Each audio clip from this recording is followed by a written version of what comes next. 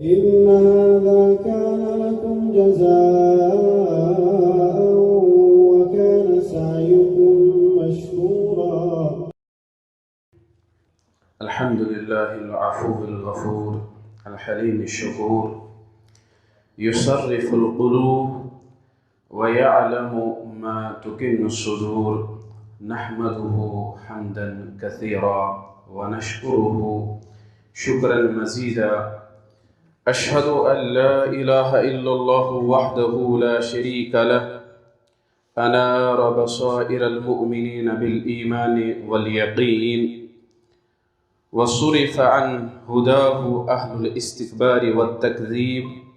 وأشهد أن محمدًا عبده ورسوله نصح لأمته فدلها على خير ما يعلمه لها وحذرها من كل ما يضرها. فمن أطاعه كان من أهل السعادة والفلاح ومن عصاه أحاط به الشقاء والخسران.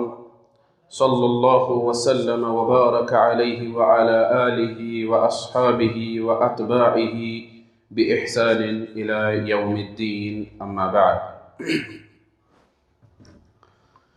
عزیز طلبہ، اللہ تعالیٰ کا شکر ہے، احسان ہے کہ جس رب العزت نے ہمیں یہاں اپنے گھر میں جمع ہونے کی توفیق عطا فرمائی، اور اس کے بعد لاتعداد درود و سلام ہو برذات اقدس سید الاولین والآخرین امام المتقین والموحدین جناب محمد رسول اللہ صلی اللہ علیہ وسلم پر حمد و ثنا اور درود و سلام کے بعد سب سے پہلے میں اپنے آپ کو اور آپ لوگوں کو خوشخبری سناتا ہوں۔ وہ خوشخبری دی ہے کائنات کے سب سے سچے اور امام الانبیاء صلی اللہ علیہ وسلم نے۔ ابن حبان نے یہ حدیث اپنی کتاب میں درج کی ہے، اور اس حدیث کا جو حکم ہے وہ ناصر الدین البانی رحمہ اللہ نے دیا ہے کہ یہ حدیث صحیح ہے۔ اس کے راوی ابو ہریرہ رضی اللہ تعالی عنہ ہے، بیان کرتے ہیں کہ رسول اللہ صلی اللہ علیہ وسلم نے فرمایا، من غدا الی مسجد۔ غدا کس کو کہتے ہیں آپ لوگ بخوبی جانتے ہیں کہ غدا کا جو لفظ اصل اس کا معنی ہے، جو ترجمہ ہے، وہ ہے کہ جو صبح کے ٹائم مسجد کی طرف آیا۔ ہم بھی صبح کے وقت ہی مسجد کے اندر آئے۔ جو صبح کے وقت مسجد میں آیا، لا یرید الا ان یتعلم خیرا او یعلم۔ وہ کس نیت سے آیا؟ اس کا ارادہ کیا تھا؟ بس ایک ارادہ تھا، ان یتعلم خیرا، یا میں خیر سیکھوں، حق سیکھوں، حق سنوں۔ وہ کیا ہے؟ قرآن و حدیث۔ ان یتعلم خیرا او یعلم، یا میں سکھاؤں، یا سیکھوں یا سکھاؤں۔ جو اس نیت سے مسجد کی طرف آیا تو رسول اللہ صلی اللہ علیہ وسلم نے اس کے لیے خوشخبری دی ہے کہ کان لہ کاجر حاج، اس کے لیے ایک حاجی کا ثواب، ایک حج کا ثواب اس کے نام اعمال میں لکھ دیا جاتا ہے۔ یہ کتنی بڑی خوشخبری ہے، بہت بڑی خوشخبری ہے۔ لیکن جب یہ حاجی حج کرتا ہے نا، جب کوئی حج کرنے کے لیے جاتا ہے، حج مکمل کرنے کے بعد، ارکان پورے کرنے کے بعد، اس حاجی کے ذہن میں پھر ایک ہی چاہت ہوتی ہے۔ وہ چاہت کیا ہے؟ کہ اب یہ حج جو میرا ہے یہ قبول ہونا چاہیے، اس کو اللہ تعالیٰ اپنی بارگاہ میں قبول فرمائے۔ تو رسول اللہ صلی اللہ علیہ وسلم نے فرمایا، جو اس نیت سے مسجد کی طرف آیا کہ میں سیکھوں یا سکھاؤں حق جو دین ہے، جو دین سیکھنے یا سکھانے مسجد کی طرف آیا صبح کے ٹائم، کان لہ کاجر حاج، ایک اس کے نامہ اعمال میں حج کا ثواب لکھ دیا جائے گا۔ کس حج کا ثواب؟ حجن تامتہ، قبول حج کا ثواب اس کے نامہ اعمال میں لکھ دیا جاتا ہے۔ تو اللہ تعالیٰ سے ہم دعا کرتے ہیں کہ اللہ تعالیٰ ہمارے حق میں بھی یہ قبول فرمائے۔ تو الحمدللہ یہاں پر سب طلاب بھی بیٹھے ہیں، تو ہمیں اس حدیث سے یہ معلوم ہوا کہ سب کچھ جو دار و مدار ہے وہ کس پر ہے؟ نیت پر ہے نا؟ ارادہ کیا تھا ہمارے دل کا جب ہم گھر سے نکلے، جب ہم اوپر سے آئے، جب کوئی دور سے آیا، تو ارادہ کیا تھا؟ ابھی بھی ہم وہ ارادہ تبدیل کر سکتے ہیں۔ تو اللہ تعالیٰ غفور الرحیم ہے، وہ قبول فرما دے گا۔ تو ارادہ کیا ہونا چاہیے؟ بس یہی کہ میں اللہ کا دین سیکھوں یا سکھاؤں، اس پر بہت بڑا اجر ہے، بہت بڑا ثواب ہے۔ یہ جو نیت کا معاملہ ہے نا، یہ ضروری ہے ہر کسی میں، ہر کسی چیز میں، ہر کسی عمل میں۔ جو بھی عمل ہم کریں گے اس میں نیت ضروری ہے، کیونکہ رسول اللہ صلی اللہ علیہ وسلم نے کیا فرمایا؟ انما الاعمال بالنیات۔ اعمال کا دار و مدار کس پر ہے؟ نیت پر ہے۔ جیسی آپ کی نیت ہوگی ویسے آپ کو آپ کے عمل کا اجر دیا جائے گا، ویسے آپ کے عمل کا ثواب دیا جائے گا، بدلہ دیا جائے گا، جیسی آپ کی نیت ہوگی۔ قیامت کے دن جب ایک بندہ کھڑا ہو جائے گا، ہاں یہ اس کا حج ہے، ہاں اس کے دل کی کیفیت دیکھو، حج کرتے وقت اس کی دل کی کیفیت کیا تھی، یہ کہا جائے گا۔ ہاں یہ اس کی نماز ہے، نماز پڑھتے وقت اس کی دل کی کیفیت دیکھو، دل کی کیفیت کیا تھی اس وقت۔ ہاں یہ اس کا صدقہ ہے، صدقہ دیتے وقت اس کی دل کی کیفیت دیکھو، دل کی کیفیت کیا تھی۔ یہاں پر عمل، یہاں پر دل کی کیفیت دیکھی جائے گی، یہ نیت کا معاملہ ہے۔ تو عبداللہ بن مبارک رحمہ اللہ نے بھی فرمایا اس نیت کے بارے میں بہترین ایک قول، اگر ہر کسی عمل میں نیت ضروری ہے تو یہاں پر زیادہ ہم طلاب بھی بیٹھے ہیں، میں بھی ایک طالب علم ہوں، آپ بھی طلاب بیٹھے ہیں، طلاب علم۔ اللہ تعالیٰ آپ سب کو کامیابی عطا فرمائے۔ تو سب سے پہلے ہمیں نیت ٹھیک کرنی ہے۔ اگر ہماری نیت ٹھیک نہیں ہے تو ہمارا پڑھنا بھی ضائع، علیاذ باللہ، اللہ تعالیٰ بچائے، ہو جائے گا۔ تو سب سے پہلے نیت ضروری ہے۔ پھر نیت کے الگ مراتب ہیں، نیت کے الگ مراتب۔ یہ جو رسول اللہ صلی اللہ علیہ وسلم کا فرمان ہے صحیح بخاری میں، جو پہلا ہی حدیث لایا ہے امام بخاری رحمہ اللہ نے، انما الاعمال بالنیات، تو اس کا مطلب یہی ہے کہ جو بھی آپ آگے پڑھو گے، جس کے لیے پڑھ رہے ہو، پہلے اپنی نیت کو درست کر لو، پہلے اپنی نیت کو درست کر لو، پھر آگے چلو۔ آپ جب تک آپ کی نیت ٹھیک نہیں ہے تب تک آپ کا یہ جو عمل ہے قبول نہیں کیا جائے گا۔ عبداللہ بن مبارک رحمہ اللہ نے فرمایا کہ اول العلم النیہ، علم کے بارے میں جو علم سیکھنا چاہتا ہے تو سب سے پہلے اس کے لیے کیا ضروری ہے؟ نیت۔ اس کی نیت کیا ہے؟ وہ کس نیت سے علم حاصل کر رہا ہے، وہ کس نیت سے نماز پڑھ رہا ہے، وہ کس نیت سے روزے رکھ رہا ہے، وہ کس نیت سے حج کر رہا ہے، وہ کس نیت سے کوئی بھی عمل کر رہا ہے۔ اس کے بعد جو نیت کے جو مراتب میں نے کہے آپ سے، یہ آپ نوٹ ڈاؤن کریں گے۔ ابن عثیمین رحمہ اللہ نے ریاض الصالحین کا بہت عمدہ شرح لکھا ہے، یہ 5-6 جلدوں میں مشتمل ہے یہ شرح۔ تو اس میں جو یہ پہلی حدیث ہے نا، انما الاعمال بالنیات، اس کا شرح کرتے ہوئے ابن عثیمین رحمہ اللہ نے فرمایا کہ جو نیت ہے نا، اس کے الگ الگ مراتب ہے۔ نیت کے متعلق کچھ چیزیں بیان کی ہیں۔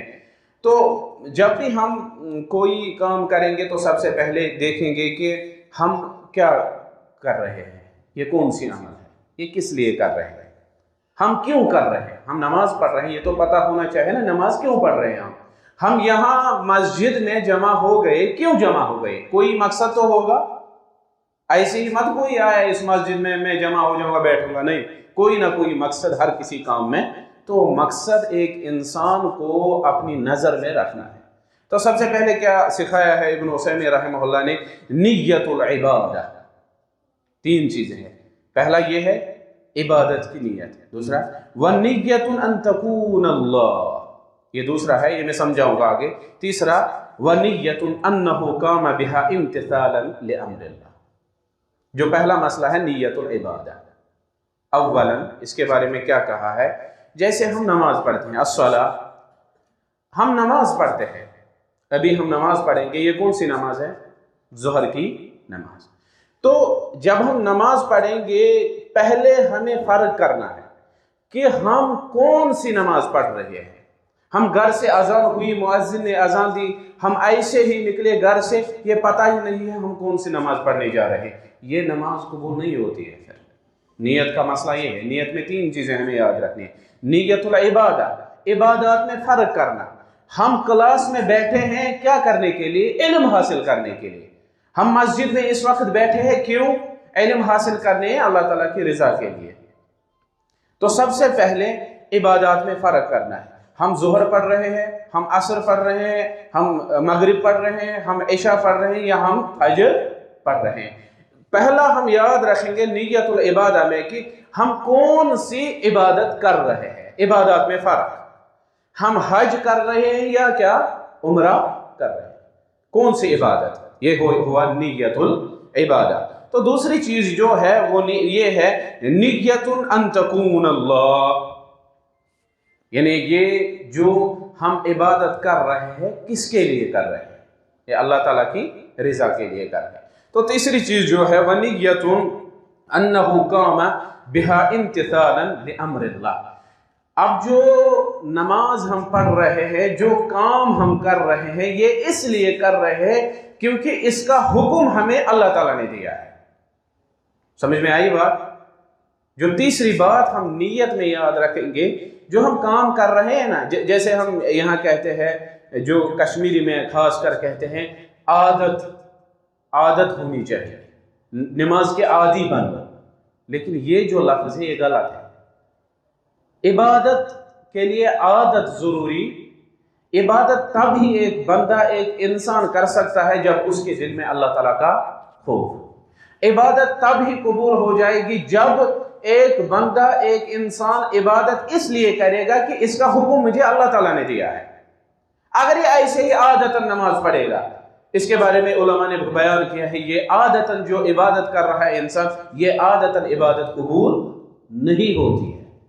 تو ضروری ہے ایک انسان کو جب وہ عبادت کرے تو عبادت کے لیے کیا ہے، اس کے لیے لازم کہ وہ اس لیے عبادت کرے کہ یہ میں عبادت اس لیے کر رہا ہوں کیونکہ اللہ تعالیٰ نے حکم کیا ہے اس کے بارے میں۔ تو یہ 3 چیزیں ہم یاد رکھیں گے، نیت العبادہ ونیت ان تکون اللہ ونیت انہ قام بها امتثالا لامر اللہ۔ یہی کچھ جو نیت ہے علم کے بارے میں، کہ عبداللہ بن مبارک رحمہ اللہ نے فرمایا کہ اول العلم النیہ، علم کے لیے ضروری کیا ہے؟ سب سے پہلے نیت، آپ کی نیت درست کرنی ہے۔ چاہے کوئی حفظ کر رہا ہے، قرآن مجید کو یاد کر رہا ہے، یا کوئی عمل انجام دے رہا ہے، سب سے پہلے اس کو اپنی نیت کو درست کرنا ہے۔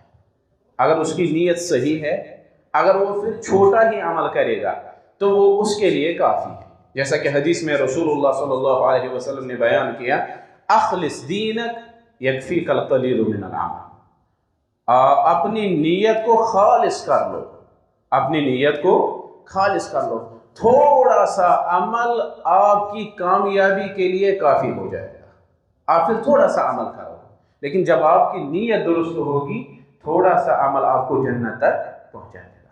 لیکن اگر آپ کی نیت ٹھیک نہیں ہوگی، آپ کتنے بھی اعمال کرو گے، بڑے بڑے اعمال وہ قبول نہیں ہو جائیں گے۔ جیسے کہ حدیث میں آیا ہے کہ ان اللہ لا يقبل من العمل الا ما كان له خالصا وابتغي به وجهه، کہ اللہ تعالیٰ اس عمل کو قبول نہیں کرتا ہے جو اس کی رضا کے لیے نہیں کیا جائے گا، وہ عمل اللہ تعالیٰ قبول نہیں فرماتا ہے۔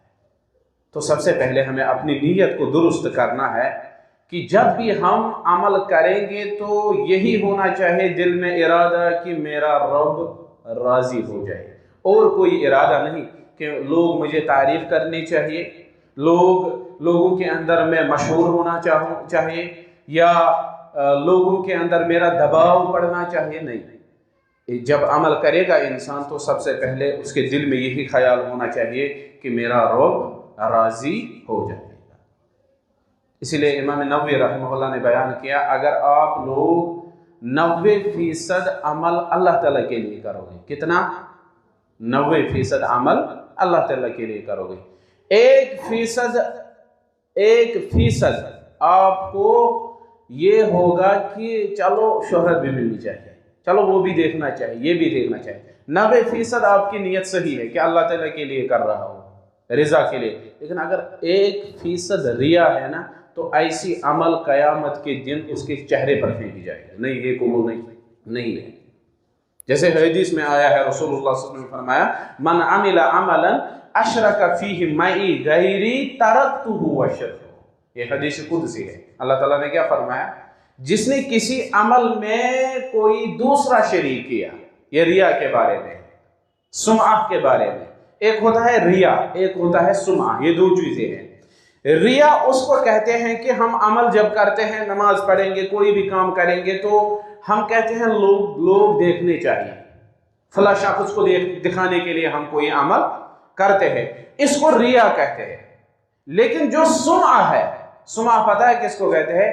ہم کوئی کچھ پڑھیں گے، تلاوت کریں گے، تقریر کریں گے، درس دیں گے، اذان پڑھیں گے، نماز پڑھائیں گے، تو ہم جب اپنے دل میں یہ ارادہ کرتے ہیں کہ فلاں شخص میری آواز سننا چاہے، یہ متاثر ہونی چاہے میری قرات سے، میری تلاوت سے، میرے پڑھنے سے، تو اس کو کہتے ہیں سمعہ۔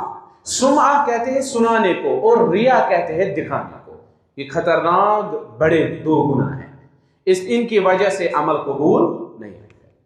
قیامت کے دن ایک شخص آئے گا اعمال لے کے، اس نے عمل کی ہوگی، لیکن عمل کے ساتھ ساتھ اس نے کسی اور کو شریک کیا ہوگا۔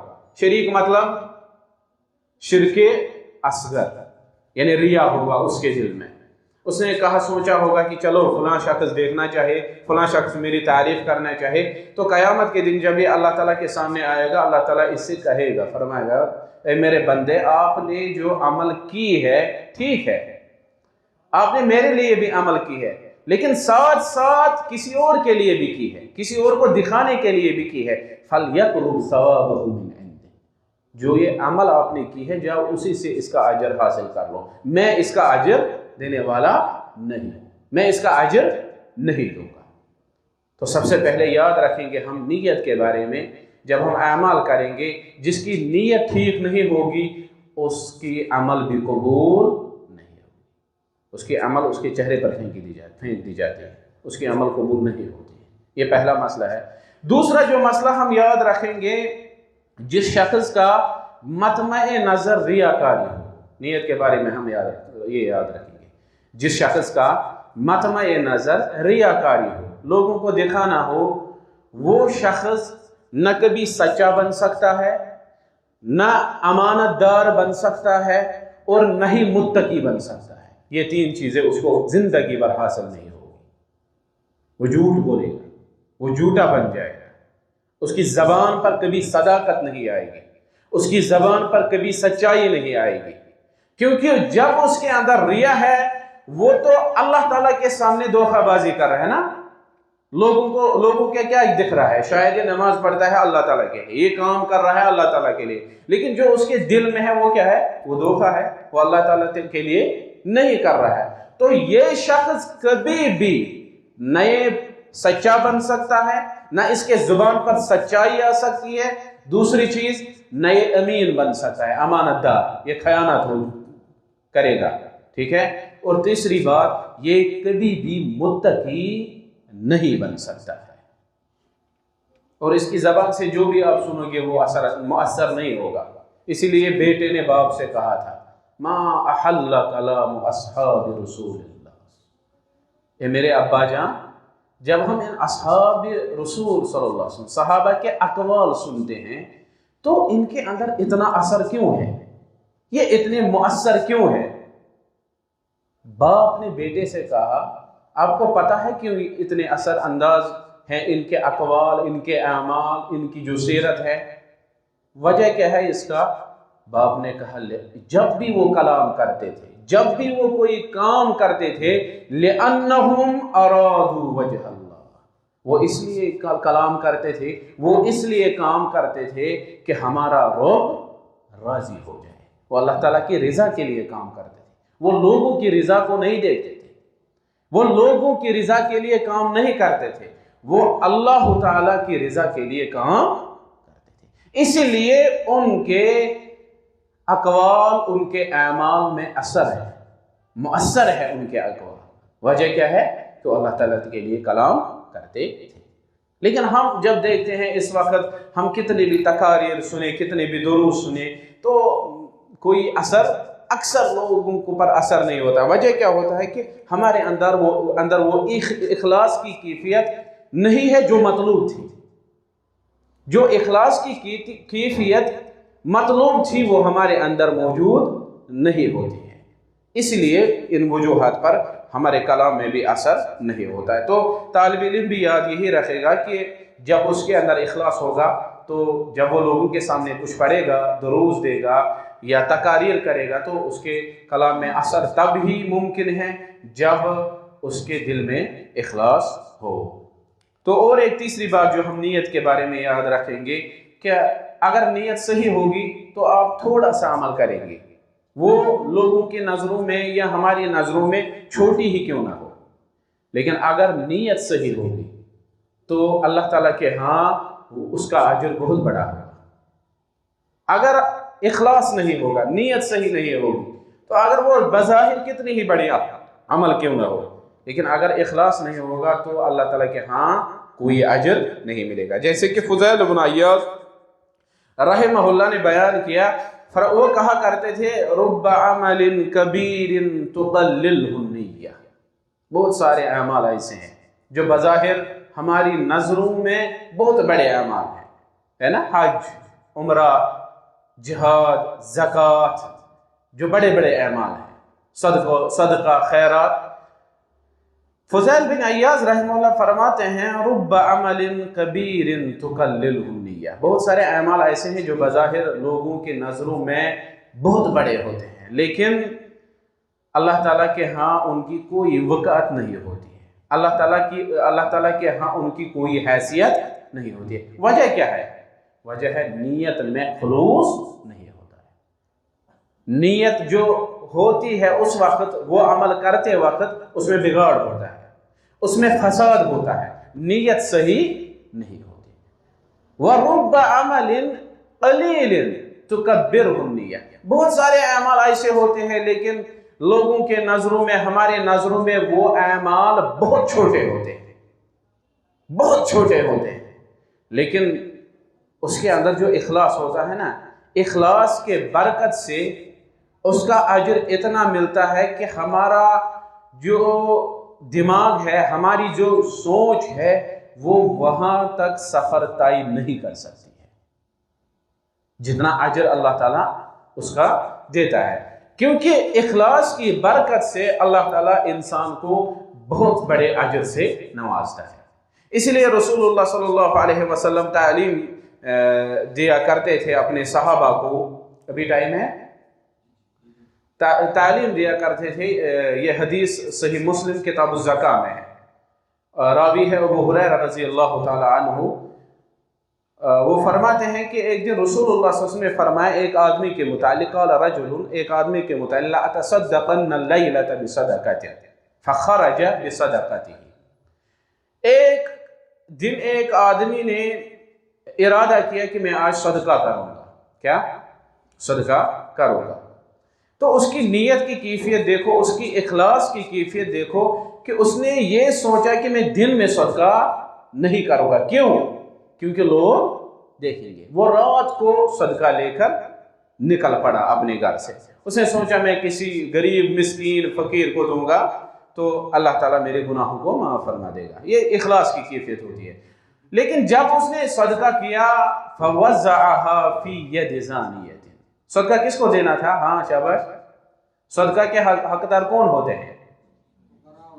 غریب نا، فقراء غریب ہوتے ہیں، لیکن اس نے صدقہ دیا ایک بدکار فاحشہ مستورات کے ہاتھ میں۔ ایک عورت اس کو ملی، وہ فاحشہ تھی، لیکن اس کو یہ پتہ نہیں ہے کہ یہ فاحشہ ہے، یہ بدکار ہے، بلکہ حدیث میں آیا ہے کہ یہ بدکاری کر کے آئی تھی۔ تو گیا اپنے گھر لوٹا واپس، اس نے صدقہ دیا اس کے ہاتھ میں اور اپنے گھر لوٹا، سو گیا۔ فَأَصْبَحُوا يَتَحَدَّثُونَ، جب صبح ہوئی تو لوگ باتیں کر رہے تھے، کیا ایسے ہی وہ حلقات میں بیٹھے لوگ ایک دوسرے کے ساتھ باتیں کرتے تھے، کیا کہتے تھے؟ تصدق اللیلۃ علی زانیۃ، آج کسی نے صدقہ کیا رات کو، لیکن صدقہ دیا کس کے ہاتھ میں؟ فاحشہ عورت کے ہاتھ میں، فاحشہ مسترد کے ہاتھ میں۔ جب اس نے سنا، اس کی گھبراہٹ حاصل ہو گئی، اس کے اندر گھبراہٹ ہوئی۔ اس نے کہا اللہم لک الحمد علی زانیۃ، اس نے وہاں بھی اللہ تعالیٰ کا شکر ادا کیا، کہا نہیں آج میں پھر سے لا تصدقن بصدقہ آج میں پھر سے صدقہ کروں گا۔ اس نے کہا شاید آج میرا صدقہ ضائع ہو گیا، کیونکہ میں نے کس کے ہاتھ میں دیا؟ فاحشہ عورت کے ہاتھ میں۔ فوزعها فخرج بصدقته، یہ اپنا صدقہ لے کر پھر رات کو نکل پڑا۔ یہ دوسری مرتبہ ہے، دوسری رات کو یہ پھر سے صدقہ ہاتھ میں لے کر اپنے گھر سے نکل پڑا۔ فوزعها فی ید غنی، لیکن جب اسے صدقہ دیا، وہ دیا امیر کے ہاتھ میں۔ صدقہ کا حقدار کون تھا؟ مستحق کون تھا؟ فقراء، غریب، لیکن اس نے کس کے ہاتھ میں دیا؟ جو اس کا مستحق نہیں تھا۔ وہ کون تھا؟ امیر، غنی آدمی۔ نکلا، سو گیا، لیکن جب صبح ہوئی فاصبحوا یتحدثون، لوگ باتیں کر رہے تھے، حلقات میں بیٹھے تھے، لوگ کیا باتیں کر رہے تھے کہ آج بھی کسی نے صدقہ کیا ہے اور دیا ہے کسی امیر کو، کسی امیر کے ہاتھ میں۔ جب اس نے پھر سے سنا، اس نے پھر سے اللہ تعالیٰ کی تعریف بیان کی اور پھر سے ارادہ کیا کہ میں آج صدقہ کروں گا۔ فخرج بصدقتہ، تیسری رات کو یہ نکل پڑا۔ یہ میں نیت کا معاملہ آپ کو سکھا رہا ہوں، جب نیت صحیح ہوتی ہے تو اللہ تعالیٰ کتنا اجر عطا فرما دیتا ہے۔ تیسری رات کو بھی یہ نکلا، فوزعها فی ید سارق، تیسری رات کو اس نے صدقہ دیا اس کے ہاتھ میں جو چوری کر کے آیا تھا، چور کے ہاتھ میں صدقہ دیا۔ یہ بھی مت مستحق تک پہنچا، یہ کس کے ہاتھ میں لگا؟ یہ چور ہے، لیکن دینا تھا کس کو؟ جو مستحق تھا، جو غریب تھا۔ فَأَصْبَحُوا يَتَحَدَّثُونَ تُصُدِّقَ عَلَى سَارِقٍ، لوگ صبح پھر سے باتیں کرتے تھے کہ کسی نے آج بھی صدقہ دیا کسی چور کو، تو ایسے ہی ریپیٹ کرتے تھے، اس سے پہلے کسی کو دیا۔ بہرحال میں زیادہ طویل نہیں جاؤں گا۔ جب رسول اللہ صلی اللہ علیہ وسلم صحابہ کو نصیحت کر رہے تھے تو کہا اما صدقۃ فقد قبل، اللہ تعالیٰ کی طرف سے اس کو بشارت سنائی گئی کہ جو آپ نے 3 راتوں کا صدقہ کیا، اللہ تعالیٰ کی راہ میں خرچ کیا، آپ کی نیت ٹھیک کی، 3 راتوں کا صدقہ اللہ تعالیٰ نے آپ کو قبول فرما دیا۔ 3 راتوں کا، مستحق تک مت پہنچا، لیکن نیت صحیح تھی، ارادہ صحیح تھا۔ جب انسان کا ارادہ صحیح ہوتا ہے تو وہ عمل کیسی بھی ہو، پھر اس عمل کو اجر میں اللہ تعالیٰ بڑھا دیتا ہے۔ دوسرا فائدہ کیا ہوا؟ ایک فائدہ یہ ہوا کہ اس کا جو صدقہ ہے وہ قبول ہو گیا، چاہے اس نے کسی چور کے ہاتھ میں دیا، فاحشہ عورت کے ہاتھ میں دیا یا کسی امیر کے ہاتھ میں دیا، 3 راتوں کا صدقہ قبول کیا گیا۔ دوسرا فائدہ یہ ہوا کہ جو یہ چور تھا، اس نے چوری سے توبہ کر دیا۔ جب اس نے چوری کیوں کی؟ کس لیے چوری کی؟ کیونکہ اس کے پاس یہ مجبور ہوا ہوگا نا، تو اس نے اپنے اہل و عیال کے لیے چوری کی۔ جب اس کو صدقہ آ گیا تو اس نے چوری سے توبہ کیا۔ دوسرا، جو فاحشہ عورت تھی، مسرہ تھی، وہ بھی اسی لیے پیسوں کے لیے بدکاری کرتی تھی، اس نے بھی توبہ کیا۔ اور جو امیر ہے وہ بخیل تھا، جب اس کے ہاتھ میں صدقہ آیا، اس صدقے کی برکت سے اس کے اندر جو بخیلی تھی وہ ختم ہو گئی، اس نے بھی پھر صدقہ شروع کیا، صدقہ دینا شروع کر دیا۔ تو تینوں کا اجر کس کو مل گیا؟ انہوں نے توبہ کیا، اجر کس کو مل گیا؟ جس نے صدقہ دیا، ایک صدقہ بھی قبول، دوسری طرف سے اللہ تعالیٰ نے یہ بھی انعام کیا کہ انہوں نے توبہ کیا، اب جب تک یہ دنیا میں زندہ رہیں گے، جب تک یہ اعمال کریں گے، ان اعمال کا اجر و ثواب آپ کو بھی ملے گا۔ یہ نیت کا معاملہ ہے۔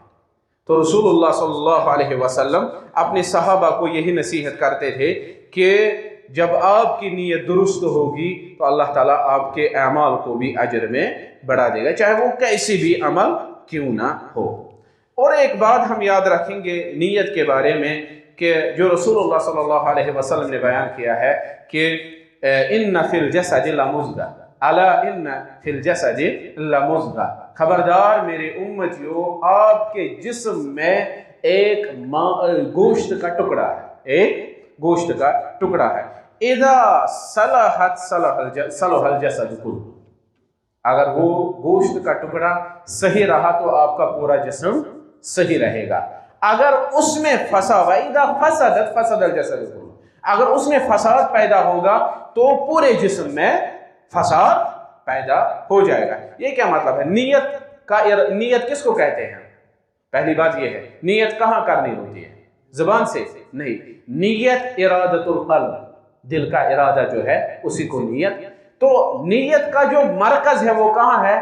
وہ دل ہے۔ جب دل صحیح رہے گا تو تمام اعضاء صحیح رہیں گے، جب دل میں بگاڑ پیدا ہوگا تو کوئی بھی اعضاء انسان کو صحیح نہیں رہے گا۔ مثال میں آپ کو سمجھاؤں گا کہ یہ جو دل ہے نا، یہ انسان کے جسم میں مرکز کی حیثیت رکھتا ہے، یہ بات یاد رکھیے۔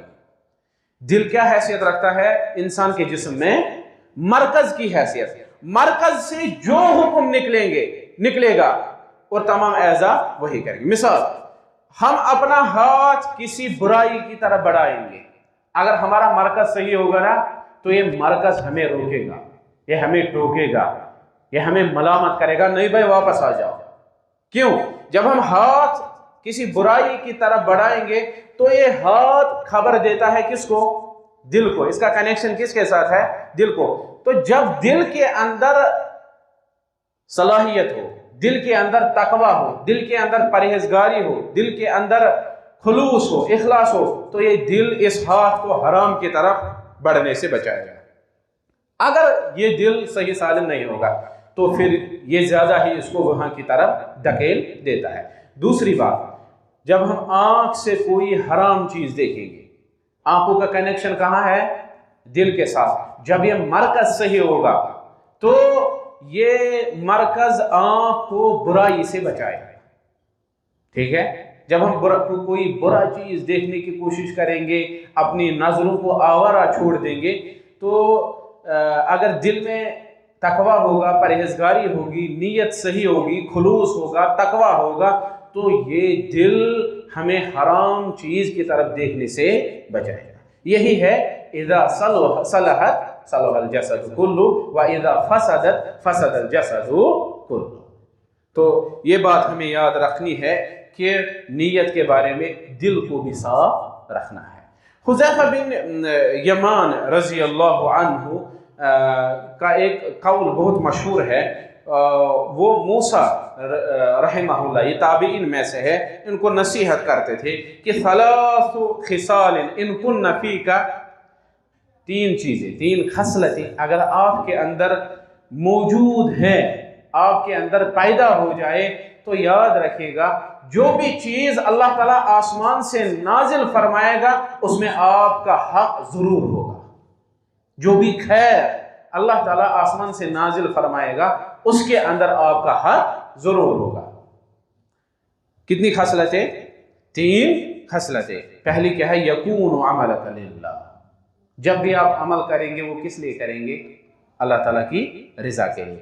وَتُحِبُّ لِلنَّاسِ مَا تُحِبُّ لِنَفْسِكَ، آپ وہی کچھ لوگوں کے لیے جب ٹھیک جانو گے، پسند کرو گے جو اپنے لیے پسند کرو گے، تو جان لو کہ آپ کے لیے اللہ تعالیٰ خیر نازل کرے گا۔ یعنی جو آپ اپنے لیے پسند کرتے ہو، یہ حدیث بھی ہے نا، رسول اللہ صلی اللہ علیہ وسلم نے فرمایا کہ مومن کی نشانی کیا ہے کہ وہ لوگوں کے لیے وہی بات پسند کرتا ہے جو وہ اپنے لیے پسند کرتا ہے۔ اس میں بہت ساری چیزیں آئیں گی۔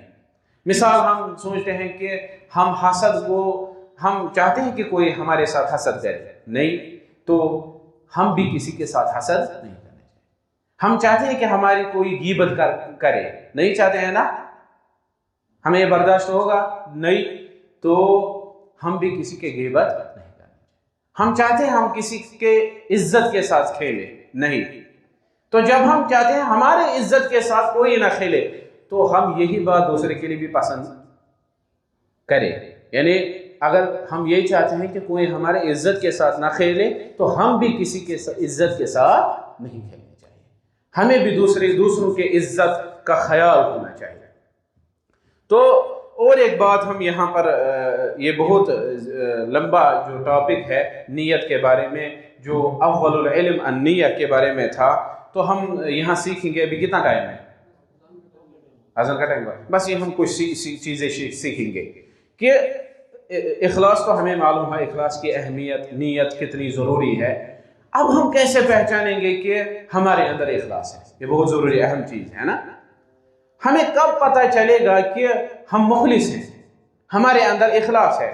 تو سب سے پہلی چیز جو علماء نے بیان کی ہے وہ یہ ہے استواء المدح وذم من العامہ.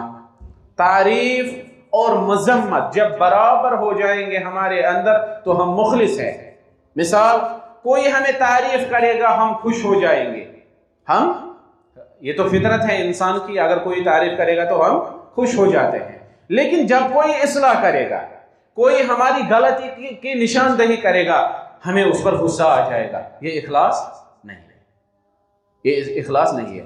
تو یہ قاعدہ یاد رکھنا چاہیے ہمیں کہ جب ہمیں کوئی تعریف کرے گا ہم خوش ہو جائیں گے، جب اصلاح کرے گا تو ہمیں غصہ نہیں آنا چاہیے، تو ہم مخلص ہیں. اگر ہم تعریف پر خوش ہو گئے اور اصلاح پر، غلطی کی نشاندہی پر ہمیں غصہ آ گیا تو سمجھ لینا چاہیے کہ ہمارے اندر اخلاص نہیں ہے. صحابہ کی طرف ہم نظر دوڑائیں گے. جب ہم سیرت کا مطالعہ کرتے ہیں، احادیث کی کتابوں کا مطالعہ کرتے ہیں، تو ہمیں یہ ملتا ہے کہ جب کوئی صحابہ کی تعریف کرتا تھا نا، آپ کو پتہ ہے وہ کیا کہتے تھے؟ وہ خوش نہیں ہو جاتے تھے.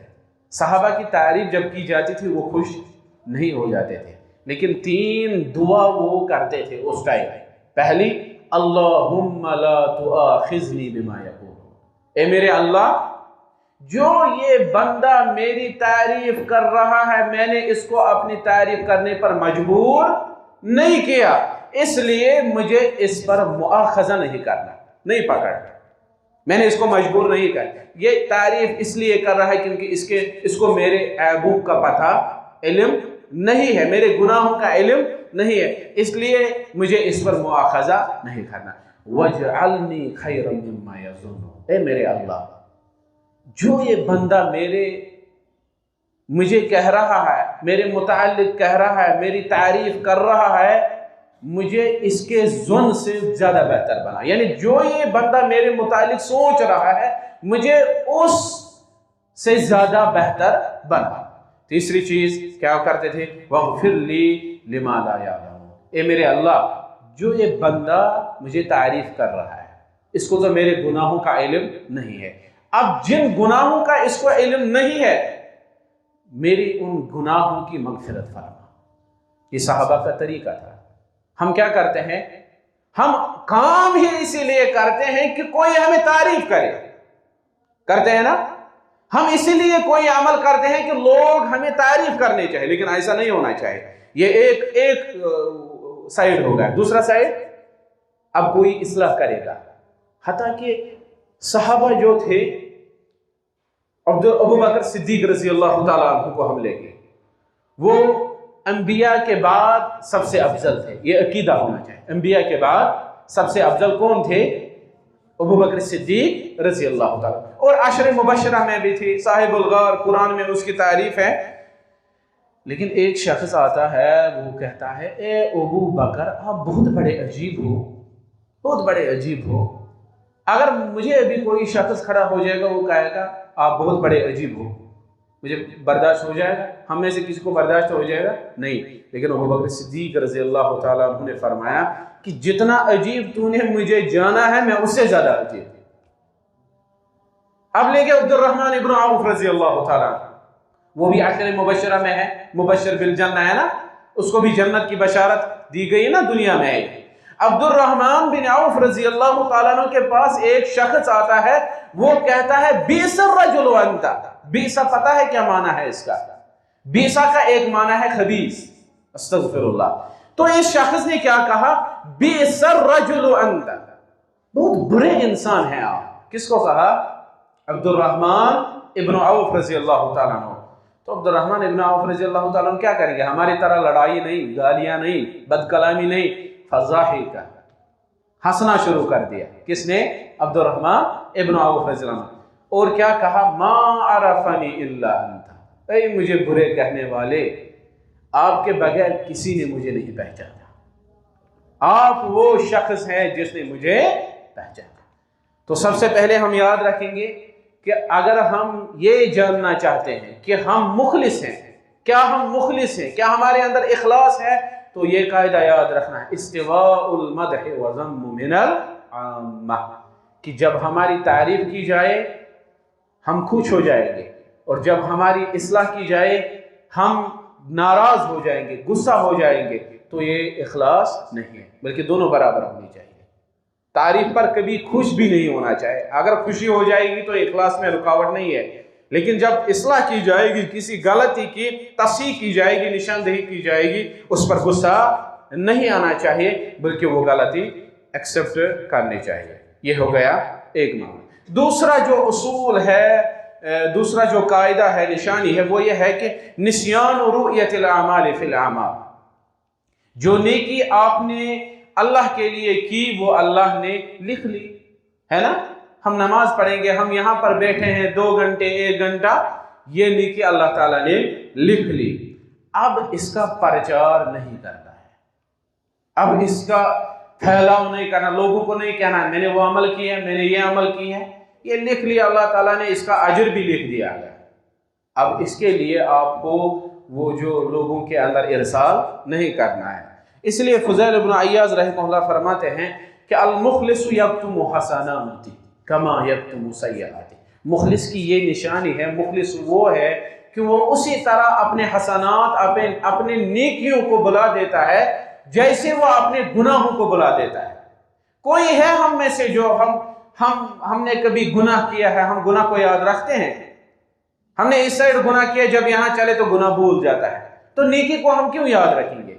مخلص کی یہی نشانی ہے کہ یکتم حسنات، وہ نیکی کو بلا دیتا ہے، کما یکتم سیئاتی، جیسے گناہوں کو بلا دیا جاتا ہے، وہ اسی طرح نیکی کو بلا دیتا ہے۔ حسن رضی اللہ تعالیٰ عنہ کے بارے میں آتا ہے کہ جب اس کو غسل دیا گیا نا، جب اس کی وفات ہوئی، جب اس کو غسل دیا گیا، پتہ ہے جو غسل دینے والے تھے وہ پریشان ہو گئے۔ کیوں؟ جو اس کا پشت تھا نا، اس پر زخم تھے، بہت زیادہ زخم تھے، تو وہ پریشان تھے، زخم کیوں، وجہ کیا ہے، اس کو اتنے زخم کیوں ہیں، وہ پریشان تھے۔ لیکن کچھ دن کے بعد، 2 یا 3 دن کے بعد، فقراء یتیم اپنے گھروں سے باہر نکل کر آئے اور یہ شور مچایا عوام میں کہ کوئی ہمیں رات کو کھانا لاتا تھا، وہ کہاں گیا، وہ 2-3 دن سے نہیں آ رہا ہے، وہ کہاں ہے، ہم بھوکے مر رہے ہیں۔ تو ان کو کون کھانا دیتا تھا؟ کون؟ حسن رضی اللہ تعالیٰ۔ کسی کو نہیں بولا، کسی کے سامنے یہ عمل رکھی، کسی کو پتہ ہی نہیں ہے۔ یہ ہے مخلص کی نشانی۔ اور تیسری نشانی کیا ہے؟ اقتضاء الثواب العمل فی الآخرہ، جب ہم عمل کریں گے اس کا اجر، اس کا بدلہ ہمیں مطلوب ہونا چاہیے آخرت میں، نہ کہ دنیا میں۔ یعنی ہم دنیا میں ہم نماز پڑھتے ہیں، کوئی عمل کرتے ہیں، ہم یہ عمل دنیا کے لیے نہیں کرنے، ہمیں یہ دنیا کے لیے عمل نہیں کرنے، بلکہ آخرت کے لیے۔ اور یہ عقیدہ ہونا چاہیے، یہ اعتقاد ہونا چاہیے، یہ نیت ہونی چاہیے کہ مجھے اس عمل کا اجر جو ہے وہ اللہ تعالیٰ آخرت میں دے گا، نہ کہ دنیا میں۔ یہ نیت ہونی چاہیے۔ لیکن یہ تو ضروری ہے، جب کوئی اعمال صالحات کرتا ہے اس کو اللہ تعالیٰ دنیا سے بھی نوازتا ہے، یہ عقیدہ ہونا چاہیے۔ من عمل صالحا من ذکر او انثی فلنحیینہ حیاتا طیبہ، اس کو اللہ تعالیٰ حیات طیبہ سے بخشتا ہے۔ اس کو بھی امام سعدی رحمہ اللہ نے بہت تفسیر کی ہے، اتنا ٹائم نہیں ہے یہاں، لیکن ضروری یہ ہے کہ جب ہم عمل کریں ہم آخرت کے لیے عمل کریں۔ یہ اخلاص کی نشانی ہے، یہ مخلص کی نشانی ہے، نہ کہ دنیا کے کماؤ کے لیے، دنیا کی دولت کے لیے، دنیا کی شہرت کے لیے، اس لیے ہم عمل نہیں کرنی چاہیے۔ تو یہ اخلاص ہے۔ یہ عبداللہ بن مبارک رحمہ اللہ نے فرمایا اول العلم النیہ، دوسرا ہے الصمت، ٹھیک ہے، یا الصمت، خاموشی سے علم سننا، اس شخص کو علم حاصل ہو جائے گا۔ تیسرا ہے الاستماع، سننا، یہ بھی علم کے مراتب میں سے، علم حاصل کرنے کے طریقوں میں سے ایک طریقہ ہے۔ اور چوتھا جو ہے الحفظ، ٹھیک ہے، الحفظ۔ جب ہم سنیں گے علم، اس کے بعد ضروری ہے کہ ہم یاد کریں گے، ٹھیک ہے۔ ایک آتا ہے اس میں قید العلم بالکتابہ، علم کو کتابوں میں اپنی کاپی میں قید کر لو، پھر آپ علم حاصل کر سکتے ہیں، ورنہ نہیں۔ آپ سوچیں گے ہم سنیں گے بس جائیں گے، ایسے علم حاصل نہیں ہوتا ہے، بلکہ اس کو لکھنا پڑتا ہے۔ جو بھی بات مدرس کے زبان سے نکلے اس کو لکھ لو۔ یہ علم حاصل کرنے کے طریقوں میں سے ایک طریقہ ہے۔ اور اس کے بعد جو پانچواں ہے وہ ہے العمل، اس پر عمل کرنی ہے پھر، ورنہ عالم نہیں ٹھہرائے جاؤ، ورنہ آپ عالم نہیں ہو۔ انما یخشی اللہ من عبادہ العلماء۔ تو اس کے بعد جو چھٹا بیان کیا ہے، اس کا نشر کرنا ہے، ثم النشر، اس کو پھیلانا ہے، لوگوں تک اس علم کو پہنچانا ہے۔ اگر آپ اپنے پاس رکھیں گے تو یہ بھاگ جائے گا، لیکن اگر آپ لوگوں کو دیں گے، دیکھو یہ ایک مال ہے، ایک علم ہے۔ اگر مال لوگوں کو دیتے ہیں تو مال میں کیا ہو جاتا ہے؟ کمی ہو جاتی ہے۔ لیکن اگر آپ علم لوگوں کو دو گے تو علم میں برکت ہو جاتی ہے، علم میں زیادتی ہو جاتی ہے۔ لہٰذا یہ چیزیں ہم یاد رکھیں گے۔ اللہ تعالیٰ سے دعا کرتے ہیں کہ اللہ تعالیٰ ہماری یہ محنت قبول فرمائے، اللہ تعالیٰ ہمارے اندر اخلاص عطا فرمائے، ہمیں ریا سے بچائے، ہمیں سمعہ سے بچائے، ہمیں قبیحہ گناہوں سے بچائے، آمین یا رب العالمین۔ میں ان کو بھی مبارکباد دیتا ہوں، جمعیت اہل حدیث پوچھ کو بھی، کہ جو یہ محنت کرتے ہیں، جو یہ ادارہ یہاں چلاتے ہیں، جمعیت اہل حدیث جموں کشمیر کے تحت، اللہ تعالیٰ سب کی حفاظت فرمائے، ہمارے زعماء، ہمارے علماء، ہمارے اساتذہ کی حفاظت فرمائے، آپ سب کی حفاظت فرمائے، آمین یا رحمۃ اللہ وبرکاتہ۔ جس کسی کی باہر دلی نمبر کی گاڑی لگی ہے وہ اپنی گاڑی سائڈ کر دیں، سب سے بہتر۔